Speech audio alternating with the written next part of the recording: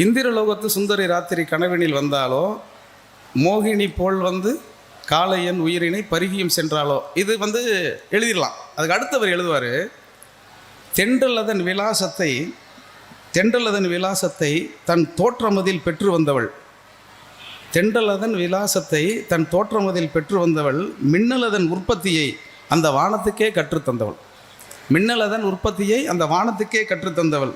முகத்தை தாமரையாய் நினைத்து மொய்த்த வண்டு ஏமாந்து கதைதான் கண்கள், சிந்து பைரவியின் சிந்தும் பைங்களியின் குரலில் ஒலிப்பதெல்லாம் பண்கள். இது இன்னைக்கு திரைப்பட பாடல்களில் இது சாத்தியமே கிடையாது. ஏன்னா இது ஒரு பழந்தமிழ் இலக்கியத்தினுடைய தொடர்ச்சி. இந்த பழந்தமிழ் இலக்கியத்தினுடைய சொல்லாட்சி முறை இருக்கு இல்லையா, இதை ஆகச் சிறப்பாக கூமா பாலசுப்ரமணியத்திற்கு பிறகு தமிழ் திரையுலகில் செய்து காட்டியவர் டி. ராஜேந்தர் என்பதனால், அவர் இந்த மண்ணில் பிறந்தவர் என்பதனால் நீங்கள் எல்லோரும் ஒரு முறை அவருக்காக நீங்கள் பெருமை கொள்ளலாம்.